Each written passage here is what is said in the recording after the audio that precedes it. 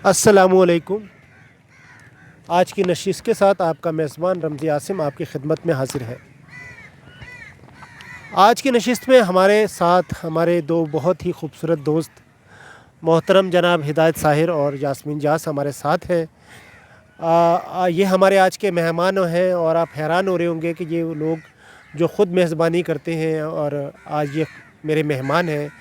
हिदायत साहिर को और यास्मीन जास को आपने टीवी और रेडियो पर मुख्तलिफ़ प्रोग्राम्स की कंपेयरिंग करते हुए, नज़ामत करते हुए मुशायरों की देखा होगा, लेकिन मेरी खुशबख्ती है कि कल के मेज़बान आज की इस नशिस्त में मेरे मेहमान हैं। तो मैं अपने दोस्तों से आपको मिलवाता हूँ। हिदायत भाई, क्या हाल चाल है, कैसे हैं? मैं बिल्कुल ठीक ठाक। अच्छा, सबसे पहले तो मुझे इस बात की बड़ी खुशी भी है और हैरत भी है कि आज सुबह सुबह नाश्ते पे मुलाकात हुई। उसके बाद घूमते फिरते शहर में चलते फिरते हम जो है वो हिल पार्क तक पहुंच गए। बातें वही हैं जो हम रोज़ करते हैं, लेकिन कुछ बातें ज़रा ख़ास नुक्ता निगाह से देखी जाती हैं। आपने कहा कि जी आज की नशिस्त है, तो हम चाहते हैं आज की नशिस्त ज़रा कुछ यादगार हो जाए, हंसते मुस्कुराते लम्हों के साथ, बेशक। उदासियों के सीने चीरे जाएं और कुछ कह के बरामद किए जाएं। लाला, कैसे क्या लगाते हैं?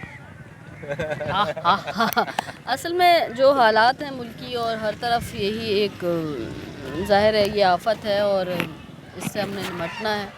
लेकिन क्या है कि उसी कैफियत में रहना, अगर हम किसी को मतलब एक ही कैफियत में रखेंगे तो मेरा ख़्याल है कि एक ऐसा मोड़ आ जाता है लाइफ में, फिर हम ये सोचते हैं कि यार ज़िंदगी अब ख़त्म हो गई है।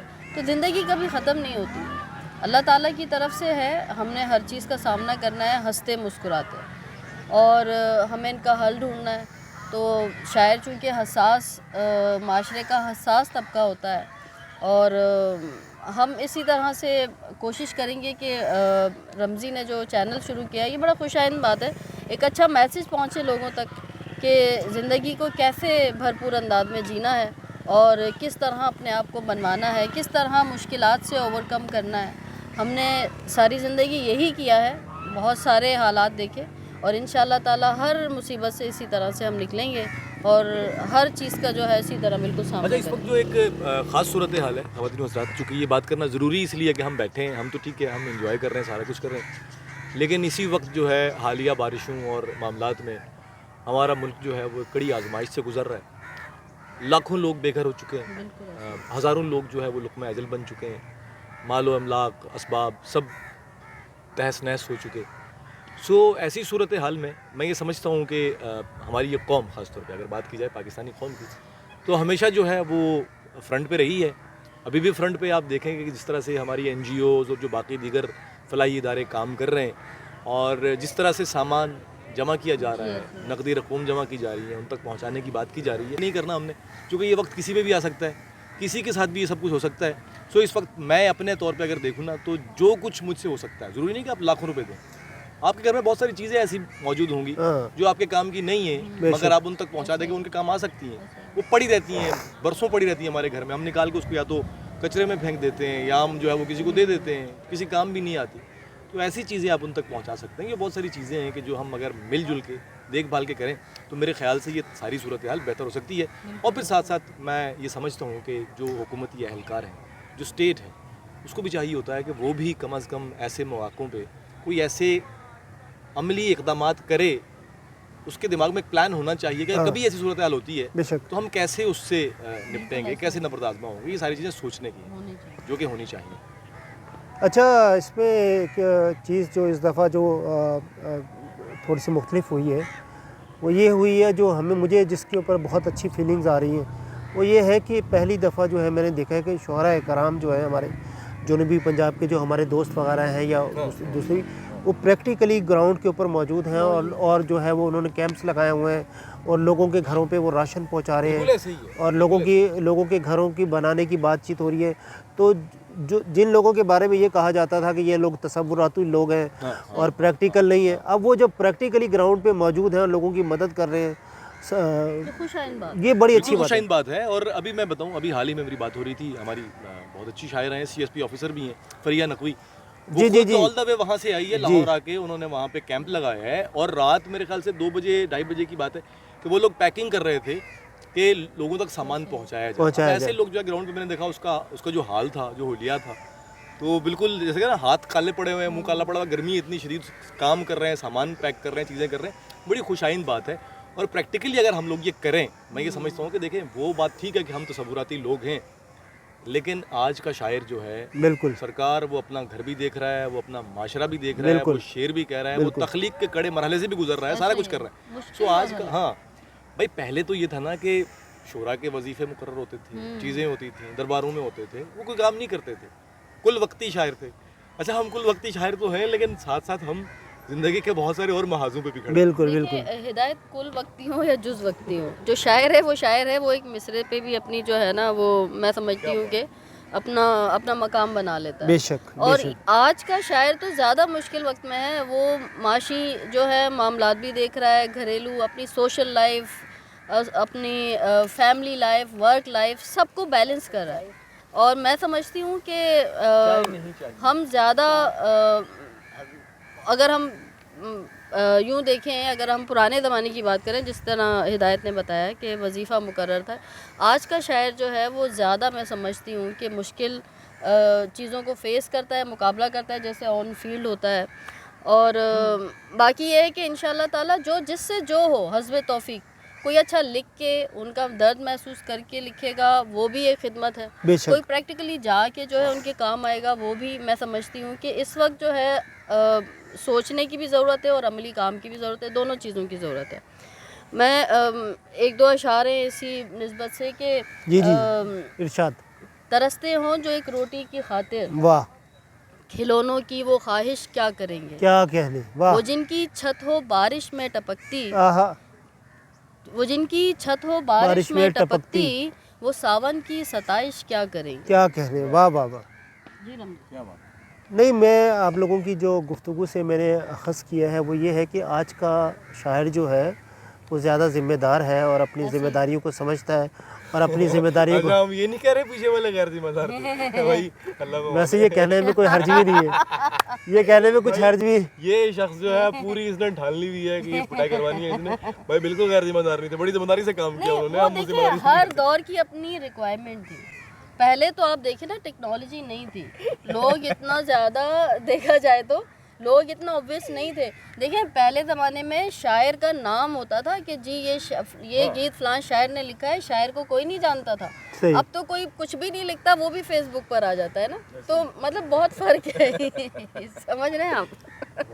اچھا, یہاں میرا ایک سوال یہ ہے کہ جس طرح ابھی سیلاب ہمارے ملک میں آیا ہوا ہے اور وہ اپنی تمام تر تباہ کاریوں کے ساتھ جو ہے وہ موجود ہے, ہمارے ہاں جو ایک مخصوص طبقہ ہے وہ اس طرح کی جو واقعاتی شاعری ہوتی ہے اس کو وہ خبریت کا نام دیتے ہیں اور اس کو کنڈیمڈ کرتے ہیں, اور کہ جو ہے کسی بھی واقعے سے فوراً مرغوب ہو کر اس کے اوپر شعر کہنے کو وہ جو ہے نا ایک تہمت سمجھتے ہیں.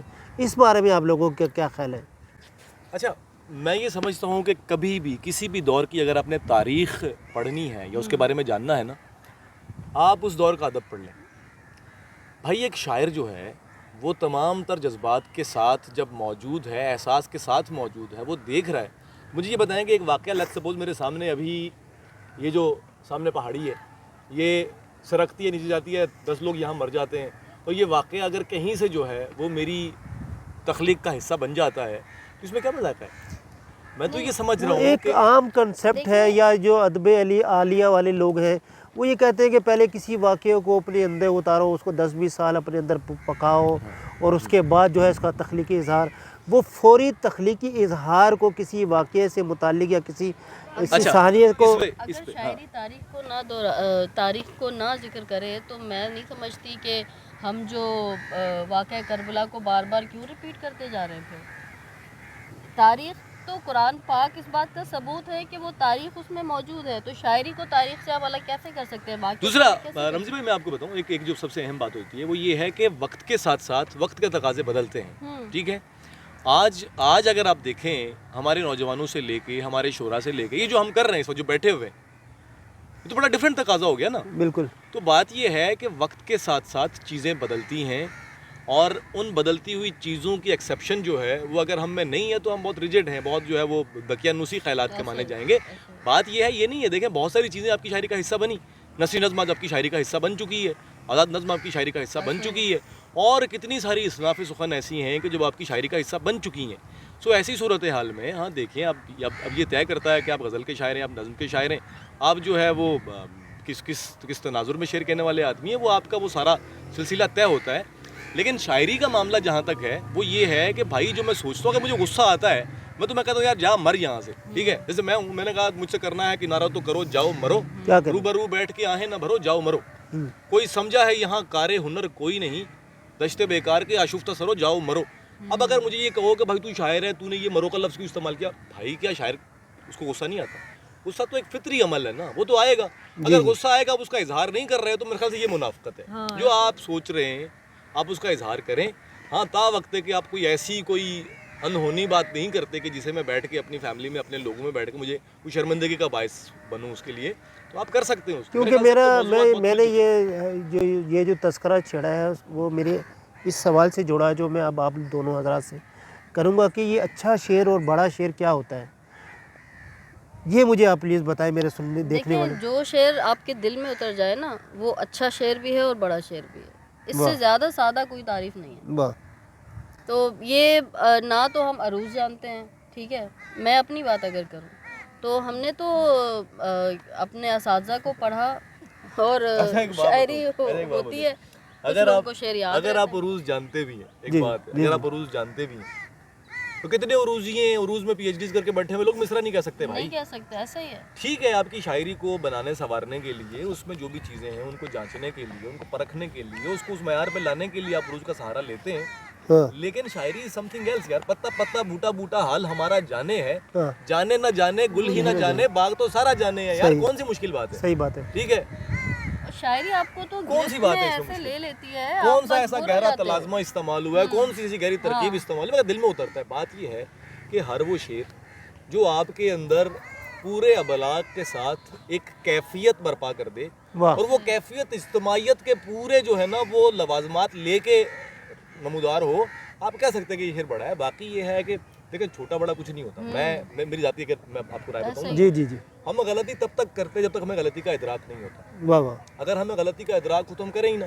بے شک. لیٹس سپوز میں نے ایک شعر کہا, میں نے اپنی طرف سے پورا 100% کہا, لیکن چونکہ آپ مجھ سے بہتر جانتے تھے, آپ مجھ سے بہتر جانتے تھے, آپ نے کہا یار شاعر تم نے یہ کہا لیکن اس کو یوں کے بجائے کہ تم یوں کر لیتے نا یہ زیادہ اچھا ہو جاتا. جی تو آپ نے میری اس چیز کو کیا کیا, اچھا اگر مجھے غلطی کا ادراک ہو تو میں کرتا ہی نہیں, میں پہلے ہی بنا کے لے آتا. تو کہنے کا مطلب یہ ہے کہ آپ جو بھی کہتے ہیں, جو بھی لکھتے ہیں, اس میں جو بھی معاملات ہوتے ہیں وہ وقت کے ساتھ ساتھ آپ کی پریکٹس, آپ کی چیزیں جو ہیں اس کو بہتر کرتی چلی جاتی ہے. جیسے جیسے آپ نکھرتے ہیں, جیسے جیسے آپ کا جو ہے وہ ذہن بڑھتا ہے, جیسے جیسے آپ کی پریکٹس بڑھتی ہے, مطالعہ بڑھتا ہے. ہاں مطالعہ جو ہے وہ بڑا ضروری ہے, کیونکہ میں ایک بات ہمیشہ کہتا ہوں, تقریباً ہر ڈسکشن فورم پہ کہتا ہوں کہ جس تہذیب کی پیٹھ پہ سوار ہو کے ہم اپنے حال تک پہنچتے ہیں, بہت ضروری ہوتا ہے کہ ہم اس تہذیب کے بارے میں جان لیں تاکہ ہم اپنے آنے والے کل کا تعین کر سکیں کہ آج تک کیا ہو چکا ہے اور مجھے کیا کرنا ہے. المیہ یہ ہے کہ ہمارے یہاں ہمارا جو طبقہ ہے وہ پڑھتا نہیں ہے. صحیح. ریویوز پڑھ کے 5-6 موٹے جو ہے وہ رشین, انگریزی, فرینچ ادب کے لوگوں کے نام یاد کر کے, ان کے تھوڑے جو ہے وہ تعارف پڑھ کے بڑی بڑی محفلوں میں بیٹھ کے کہتے ہیں جو فلانا جو ہے نا, جو جناب مارکس نے یہ کہا تھا, تو جی ہگل نے یہ کہا تھا, تو کانٹ یہ کہتا تھا, تو وہ they are trying to show کہ مثلا انہوں نے بہت پڑھا ہوا ہے, اندر کچھ بھی نہیں ہے. بہت کم لوگ ہیں جو صحیح معنوں میں کتاب سے جڑے ہوئے ہیں. کریں آپ اچھی بات خود کریں.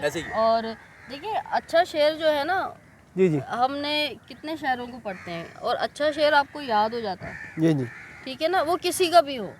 تو اچھے شعر کی ڈیفینیشن یہی ہے کہ وہ دلوں میں اتر جاتا ہے, وہ آپ کو یاد رہ جاتا ہے, اور کوئی ایسا واقعہ یا کوئی آپ پہ کیفیت یا آپ کے ساتھ کچھ ایسا ہے نا کہ آپ کے رود و شب میں اس طرح کا کوئی واقعہ پیش آتا ہے تو آپ کو فوراً وہ شعر یاد آتا ہے, وہ کسی کا بھی ہو. میں آپ کو بتاؤں, اب آپ اس کو خبر کہیں کچھ بھی کہیں, میں ایک ٹی وی چینل میں تھا, تو وہاں پہ ہم نے ایک سلسلہ شروع کیا کہ کسی کو کوئی پرابلم ہے اس کو ہیلپ آؤٹ کریں گے. ٹھیک ہے, مخیر حضرات آئیں اور ان کی ہیلپ کریں. ایک شخص میرے پاس آیا, اس نے کہا جی اس نے اپنا گردہ بیچا ہوا تھا, ٹھیک ہے, اور دوسرے किडनी में उसको इन्फेक्शन हो गया तो वो बेचारा बेड पे आ गया। जी जी तो मैंने कहा भाई तुझे क्या मजबूरी पड़ी थी, क्यों भेजा? उसने कहा यार मैंने गुर्बत में ज़िंदगी गुजारी, मैंने कहा मेरे बच्चे पढ़ जाए। अब फीसें वीसें देने के लिए मेरे पास कुछ था नहीं, तो मैंने कहा चलो ये करके मैं कुछ लगे तो सही कहीं पे, तो मैंने सिलसिला किया, लेकिन अब ये हो गया। अब वो जो नज़्म मेरी बशीरा है, जी जी, बहुत मशहूर है वो, बिल्कुल। अब वो नज़्म जो है वो थ्रू आउट है ही इसी बात पे। उसमें क्या ऐसा वो है मुझे बताएं?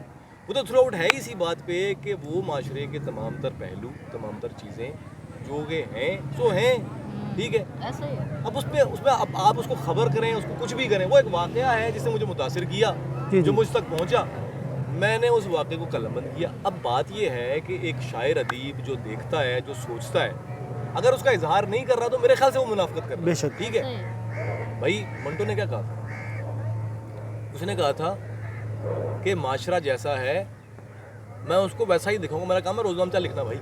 जी जी उसको कपड़े पर माशरा नंगा, मैं उसको नंगा दिखाऊंगा। उसको कपड़े पहना, दर्जी का काम है, दर्जी नहीं हूँ, ठीक है। जी जी आप अपना रोज़नामचा लिखते हैं बेसिकली, आप अपने रोज़ का जो है ना, जो भी आप महसूस करते हैं, जो आप सोचते हैं, आप जिस कैफियत से गुजरते हैं, आप उसका इजहार करते हैं।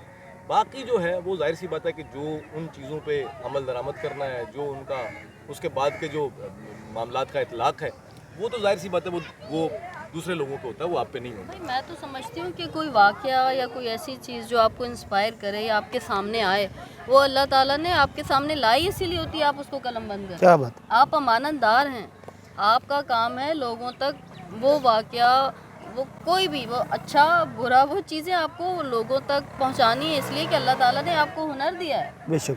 लफ्ज़ों को इस तरह ढालते हैं, शायरी बन जाती है। वो शायरी लोगों को अट्रैक्ट करती है, उनको मुतासिर करती है। हर कोई तो नहीं लिख सकता ना। तो इसी तरह से हम अमानतदार हैं। तो मैं तो यही समझती हूँ कि जो भी आप देखें, महसूस करें, वो लिखें आप। बेहतरीन बात की आपने। अच्छा हिदायत भाई, आपने नज़्म का जिक्र किया, बशीरे का, तो ज़रा हो जाए ज़रा। अच्छा, ये मज़दूरों के नाम एक नज़्म लिखी थी मैंने। गुज़िश्ता 30 बरसों से आहा, मईशत की मशीनों में बशीरा रोज़ पिसता है तो एक रोटी कमाता है। हाय हाय हाय, वाह वाह, मशीनों में पसीने को बशीरा झोंक कर जब भी थका हारा बेचारा अपने घर को आता है, क्या कह रहे हैं। तो अपने 4 बच्चों को थकी मांदी निगाहों से उभरती एक थपकी के सिवा कुछ दे नहीं पाता, तो बस एक आह भरता है। क्या कह रहे हैं, वाह वाह। उसे मालूम है इतना यही हालात उसके बाप के भी थे। आहा, बशीरे को भी पढ़ना था, मगर रोटी यही रोटी बशीरे की पढ़ाई की भी दुश्मन थी, वाह, और अब भी इस दुश्मनी की जद पे उसके 4 बच्चे हैं। ओ हो। बशीरा चीख उठता है, नहीं ऐसा नहीं होगा, मेरे बच्चों को पढ़ना है, इन्हें हर तौर पढ़ना है, मगर कैसे भला ये कैसे मुमकिन है, बशीरा सोचता है। वाह, अचानक यूं हुआ एक दिन, मशीनों में पसीने को बशीरा झोंक कर आखिर जब अपने घर को लौटा तो वाह न उसके हाथ खाली थे, वाह, न आंखों में थकावट थी, आहा, बस उसके हाथ में बस्ते किताबें थीं, खिलौने थे, वाह। और उसके पेट पे लिपटी हुई मोटी सी पट्टी थी। क्या कहने, वाह वाह तो वाह। अब ये वो मामला है, ये वाक़यातन एज इट इज़ जैसे मैंने उस शख्स से मैंने सुना, जो मैंने उस दुख को महसूस किया। नज़्म मदारी देख लें आप, जी जी अब व्यापारी देख लें आप, जी, जी। इसके अलावा तीसरी दुनिया का तीसरा इंसान देख लें आप, वो सारी नज़में वो जो मैंने अपने अतराफ़ से देख के जिससे मैं मुतासिर हुआ, जिस वाक़े ने मुझे तंग किया, मैंने वो लिख दिया। क्या कह रहे हैं। ठीक है। इमरान शमशाद हमारा दोस्त है, उसकी नज़म है सड़क देख लें, हाँ कैसी ज़बरदस्त नज़म है। काला देख लें। अब लोग कुछ भी कहें ना भाई, जो चीज़ें मौजूद हैं वो हैं, ठीक है। अच्छा, मैं ये समझ रहा हूँ, या मैं ये समझता हूँ कि अगर कोई शख्स अपने अहद को नहीं लिख रहा, तो वो अपने अहद के साथ जो है वो बदयांती कर रहा है। मुर्तकब हो रहा है। बिल्कुल ऐसे ही, बिल्कुल ऐसे ही। ऐसे ही है। जी जी अच्छा, मैं ये चाह रहा हूँ कि कुछ ज़रा आप भी तो सुना दे यार। यार, मैं कोई यहाँ पे तो नहीं बिल्कुल, मैं मेहमान तो मेज़बान नहीं है। चले, आप मैं सुना 2 दे। शेर जो है वो, हाँ दिलो निगाह में हाँ महताब मुस्कुराता है, हाँ, दिलो निगाह में महताब मुस्कुराता है, इसीलिए तो मेरा ख्वाब मुस्कुराता है, क्या क्या बात। बात है, वाह, वाह, इसीलिए तो मेरा ख्वाब मुस्कुराता है। ये कौन शख्स किनारे पे आके बैठ वाह, गया, वाह, हाय हाय, वाह, वाह। देखे किसके किनारे पे हैं? ये कौन शख्स किनारे पे आके बैठ गया, ये किसको देख के तालाब मुस्कुराता क्या है। बात वाह, है, बात है, वाह, क्या वाह, बात वाह। है, क्या ये बात। कौन शख्स किनारे पे आके बैठ गया, ये किसको देख के तालाब मुस्कुराता है। वाह, क्या वाह, बात, वाह। क्या बात। अच्छा यार हिदायत में और यास्मीन में, ये जो मुशायरा है, मौजूदा अहद का मुशायरा, इसके बारे में बहुत सारी बातें होती हैं, मुख्तलिफ़ लोगों के पढ़ने के अंदाज़ के ऊपर गुफ्तगू होती है। बाज़ औक़ात कुछ लोग जो हैं वो कलाम पर भी उंगलियां उठाते हैं। ये असल झगड़ा है क्या, मुशायरा کا کردار کیا ہے، اور اگر مشاعرہ کوئی غیر اہم چیز ہے تو اس کے بارے میں اتنی باتیں کیوں ہوتی ہیں؟ اس کو ذرا یار تھوڑا سا کھولو. اچھا میں جو بنیادی طور پہ میں سمجھتا ہوں، میں زیادہ بات تو نہیں کروں گا. جب بھی معاملہ کسی سٹیج کا آتا ہے نا، ہاں ہاں تو وہاں ایک چیز پوری آب و تاب کے ساتھ ہمیں دکھائی دیتی ہے، محسوس ہوتی ہے، وہ پرفارمنگ آرٹ. جی جی ٹھیک ہے، کہ آپ کیسے اسے پرفارم کرتے ہیں. تو جب پرفارمنگ آرٹ کا معاملہ ہے تو پھر اب جب ایک شاعر وہاں پہ بطور پرفارمنگ آرٹسٹ جا کے شعر سناتا ہے تو یہ اس پہ ہے کہ وہ اپنا کون سا رنگ دکھاتا ہے. میں اس کو قطعاً غلط نہیں سمجھتا. ٹھیک ہے، آڈینس کا رسپانس جو بھی ہے وہ اس پہ کوئی سوال نہیں، وہ کچھ بھی ہو سکتا ہے اور وہ آپ کے اختیار میں بھی نہیں ہوتا، وہ جو بھی دیں. لیکن بات یہ ہے کہ ایک شخص جو بھی لکھ رہا ہے، جو کہہ رہا ہے، اس کے اپنا مزاج کیا ہے، وہ کس انداز میں کہہ رہا ہے، وہ کیسے کہہ رہا ہے، یہ تو اس پہ ہے نا. اس پہ میں کہتا ہوں کہ کوئی سوال نہیں ہے، کیونکہ ہمارے ماضی کے بھی بہت سارے ایسے شعراء گزرے ہیں، بڑے اہم شعراء گزرے ہیں، جو پڑھتے تھے تو مطلب لگتا تھا کہ یار یہ کیا کر رہے ہیں. صحیح. ٹھیک ہے، بال نوچ دینا، اٹھ کے کھڑے ہو جانا، یہ رقص کر دینا، ٹھیک ہے، سر پیٹ لینا. جون صاحب کو دیکھ لو آپ، اور کتنے سارے ایسے لوگ تھے جو تھے. تو اس میں جو ہے یہ بس باتیں میرے خیال سے وہی کرتے ہیں کہ جن کو یہ گر نہیں آتا پڑھنے کا، اور وہ بالکل خالی پیلی بنا داد کے چلے جاتے ہیں. اب جب وہ کسی کو داد لیتے دیکھتے ہیں تو انہیں بڑی ٹینشن ہوتی ہے کہ یار اس کو کیوں داد مل گیا، بلکہ وہ اچھے شاعر ہوتے ہیں، اچھے شاعر ہوتے ہیں. سو مشاعرے کا معاملہ اور مشاعرے سے داد لینے کا معاملہ جو ہے یہ انٹائرلی ڈفرینٹ ہے. سو یہ بات تو طے ہے کہ مشاعرے کسی کو زندہ نہیں رکھ سکے. صحیح ہے. الٹیمیٹلی آپ اپنے کام اپنی کتاب سے زندہ رہتے ہیں. مشاعرہ جو ہے وہ بس اس لیے ہے کہ آپ جو ہے وہ ذہنی طور پہ آپ ایک جسے کہتے ہیں نا ایک جو تحریک ہے وہ آپ کو ملتی رہے کہ آپ دوستوں سے ملتے ہیں، آپ شعر سناتے ہیں، آپ کرتے ہیں. اور معاشرہ، جی جی، جو لفظ معاشرے میں ہے نا وہی مشاعرے میں ہے. صحیح ہے، بہت پیاری بات کی بابا. مشاعرے سے نا معاشرے کی یہ جسے ہم کہتے ہیں نا ہمارے ادب آداب ہماری اقدار میں شامل ہے، تربیت ہوتی ہے اس سے. جب ہم کسی تعلیمی ادارے میں ہوتے ہیں، آپ نے دیکھا اسٹوڈنٹ ہوتے ہیں تو وہ اسٹوڈنٹ لائف کی سب سینئر شعراء بھی اسٹوڈنٹ لائف کی شاعری سنا رہے ہوتے ہیں. جی جی، وہ ان کو اٹریکٹ کرے گی. اب جو درزی ہے نا اس کے آگے آپ کپڑے دھاگے اور سوئی کی بات کرو گے اس کو اٹریکٹ کرے گی. اس کے آگے آپ کار کے پارٹس اور وہ لے کے بیٹھو گے اس کو اٹریکٹ نہیں کرے گی. اسی طرح جہاں جہاں مشاعرے ہوتے ہیں تعلیمی اداروں میں، اس میں صرف ایک چیز ہے کہ معیاری شاعری ہو. مطلب یہ کہ دیکھیں اسٹوڈنٹ ہیں تو ہمارا کام ان کی تربیت کرنا ہے، کوئی ایسی بات نہ ہو، کچھ نہ ہو. بزنس کلاس میں جب مشاعرہ ہوتا ہے وہاں کی شاعری ہم الگ کرتے ہیں، کیونکہ الگ الگ کلاسز میں الگ الگ موقع کی مناسبت سے بلایا جاتا ہے تو ہم اس کے ماحول حساب کو سے دیکھتے شاعری ہوئے بالکل ایسے ہی ہے. اور اگر اسٹوڈنٹ یا جو بھی ہے، مطلب اگر آپ کی مشاعرہ گاہ میں جتنے بھی سامعین ہیں وہ اگر کسی شاعری سے محظوظ ہو رہے ہیں، کسی کے سٹائل سے محظوظ ہو رہے ہیں، ان کو لطف آ رہا ہے، تو میں سمجھتی ہوں کہ آپ کو پڑھنے میں کوئی مذائقہ نہیں ہے. آپ پڑھیں اور وہ کہتے ہیں نا کہ سینہ ٹھونک کے پڑھیں بالکل، اور محظوظ کریں، کیونکہ وہ آپ کو سننے آئے ہیں. جی جی، صحیح ہے. اب اس میں یہ کہ اونچ نیچ ہو جاتی ہے، میں یہ کہہ رہی ہوں ہر انسان سے ہو جاتی ہے، ایسا نہیں ہے.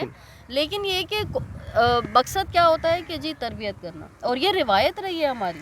اور مشاعرے ہر دور میں ہوتے رہے ہیں، اور پہلے میڈیا نہیں تھا، پہلے بھی ہوتے تھے، ان کی کوریج ہوتی تھی. ابھی دیکھو نا 20-20 سال پرانے مشاعروں کی جو ہے وہ کوریج تو یار مجھے یاد پڑتا ہے اور الگ الگ. اب جیسے کچھ ہوٹنگ کے بھی الگ، کوئی پہلے کلیپ نہیں ہوتی تھی، برا منایا جاتا تھا، اب باقاعدہ اب تو سینئر کہتے ہیں بھائی تالیاں بجائیں.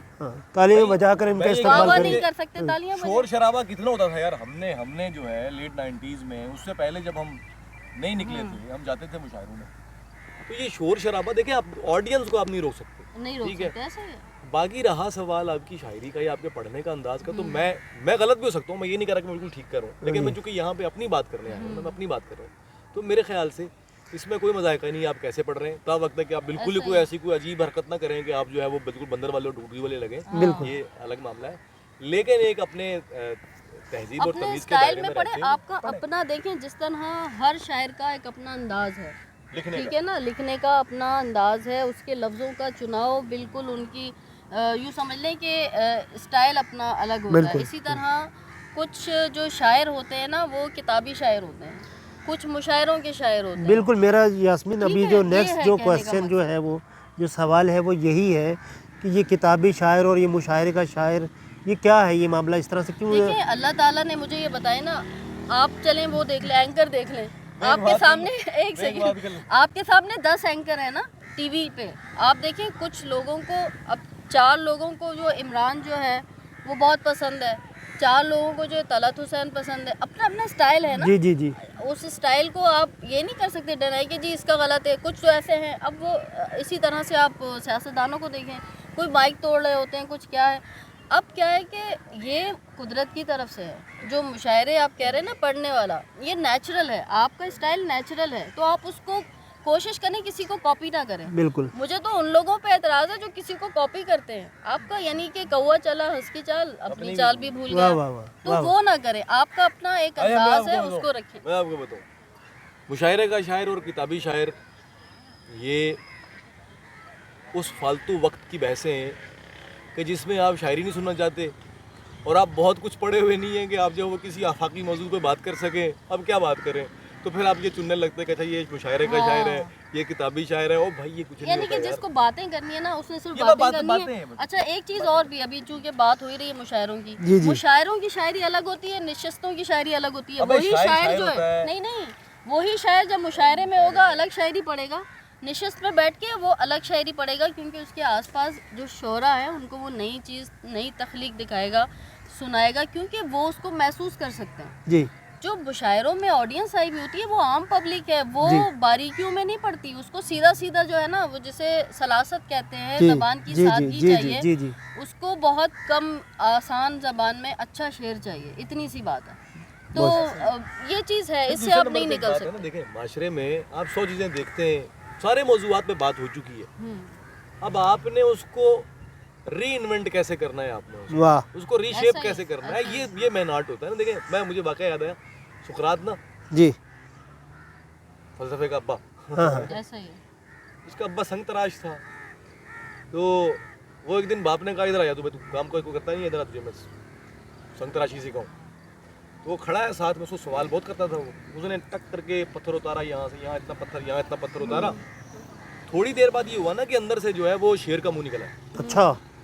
تو سقراط نے باپ سے کہا کہ ابا تجھے کیسے معلوم تھا کہ یہاں سے میں اتنا پتھر، یہاں سے اتنا پتھر، یہاں سے اتنا پتھر میں توڑوں گا تو اس کے بعد سے اس کے اندر سے شیر نکلے گا.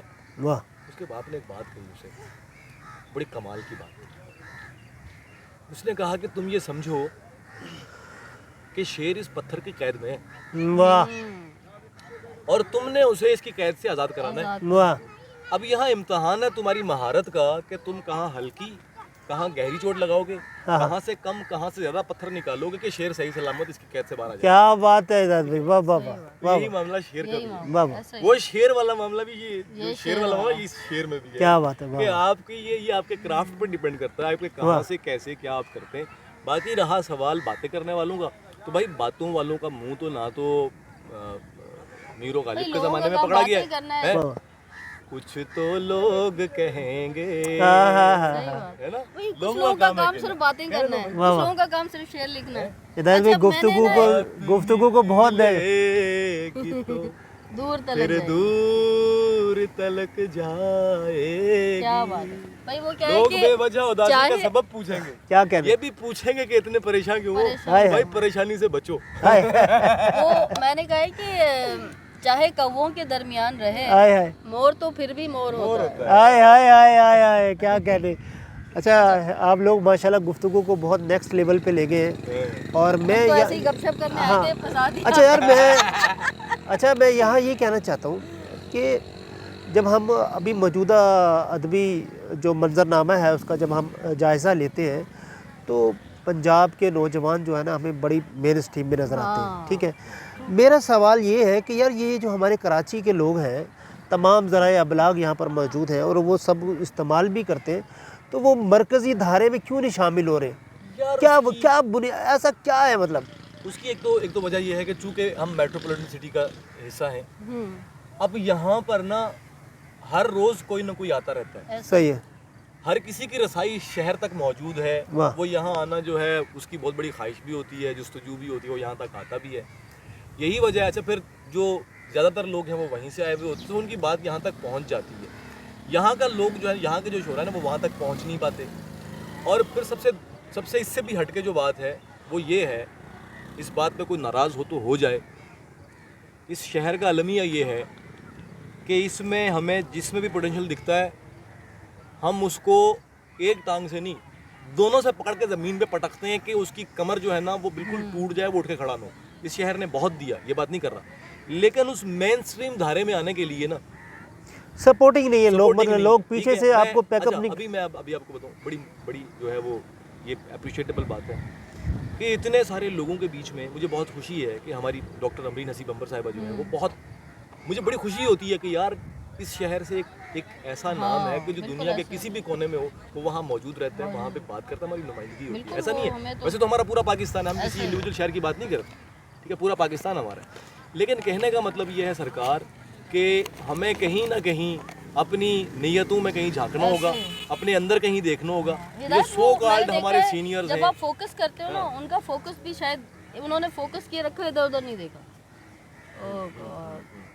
तो बिल्कुल जैसे नहीं इन्होंने बहुत अच्छी एंट्री मारी है और चाचा ने बहुत अच्छी एंट्री मारी है। नहीं हाँ, उनका हमारे कसूर नहीं, गुफ्तगू के कसूर बीच। रहा है हम नहीं, कोई मसला नहीं है। सर राह जो आना वो आके बैठ गए ऐसे हैं। अच्छा यास्मीन, कुछ हो जाए, कुछ आपकी तरफ से कुछ कलाम है खास या और कलाम ताज़ा? नहीं, मैं बस चंद अशार सुनाऊंगी। जी, जी। बहुत गुफ्तगू में बहुत मजा आ रहा है। नहीं वो किस कदर बुरी हो तुम, हाय हाय एक सर फिरी हो हो तुम, तुम, वाह, खुद को क्या समझती हो, हाय हाय क्या कोई परी हो तुम, हाय हाय हाय, है बा लहू आवाज़ें लहू बुलंद, आंखें, बा आवाज़ें बुलंद है पड़ा लहू लहू आंखें, नहीं, इससे पिछले वाला शेर परी वाला, किस कदर बुरी हो तुम, हाय हाय, एक सर फिरी हो तुम, वाह, खुद को क्या समझती हो, क्या कोई परी परी हो हो तुम, तुम, है लहू लहू आंखें, वाह खुद से फिर लड़ी हो तुम, वाह है लहू लहू आंखें, खुद से फिर लड़ी हो तुम, वाह यास के ज़माने में आस की घड़ी हो तुम। वाह